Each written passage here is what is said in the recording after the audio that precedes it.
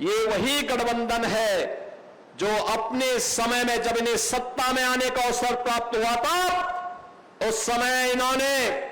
प्रदेश के अंदर और देश के अंदर अराजकता का तांडव किया था।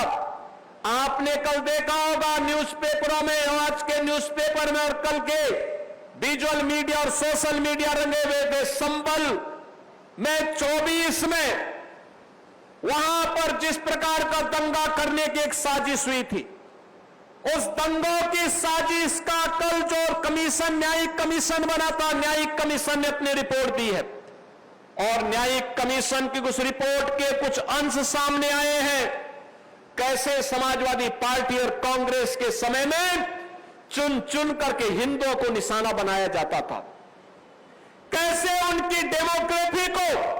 उनकी जनसांख्यिकी को कम करके लगातार उन पर अत्याचार करवाए जाते थे, कैसे दंगे करवा करके हिंदू विहीन कर दिया जाता था क्षेत्रों को। लेकिन आज ये डबल इंजन की सरकार है, डेमोग्राफी को भी नहीं बदलने देगी और जो भी डेमोग्राफी को बदलने का दुस्साहस करेगा उसको स्वयं पलायन करने के लिए मजबूर होना पड़ेगा, क्योंकि अब बिना भेदभाव के शासन की योजना का लाभ हर नागरिक को प्राप्त हो रहा है। अब तुष्टीकरण नहीं, संतुष्टीकरण के माध्यम से सशक्तिकरण की तरफ हम लोग आगे बढ़ रहे हैं। पिछले 8 वर्ष में 6 करोड़ लोगों को गरीबी रेखा से उभारने में मदद मिली, बिना भेदभाव के आवास की सुविधा का लाभ प्राप्त हुआ। मुझे याद है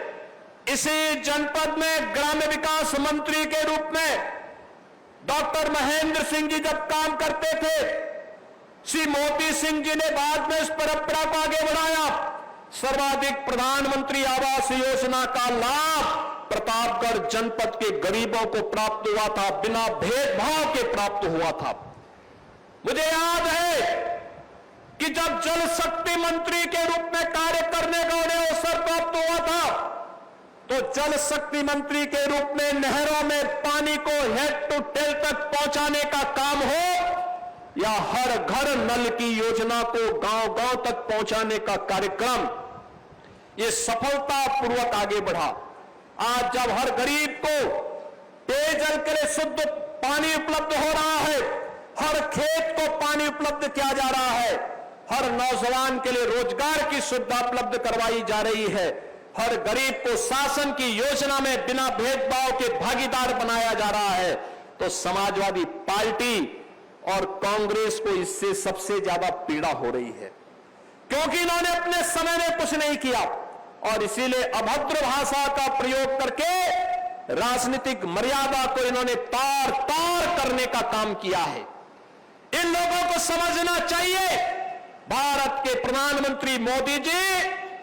दुनिया के सबसे लोकप्रिय नेता हैं और प्रधानमंत्री मोदी जी के प्रति अब शब्दों का प्रयोग करने का मतलब सूरज पे थूकने जैसा है। ये थूक इनके ऊपर आ रहा है। जनता जनार्दन इनके कृत्यों पर कहीं ना कहीं उसकी निंदा कर रही है,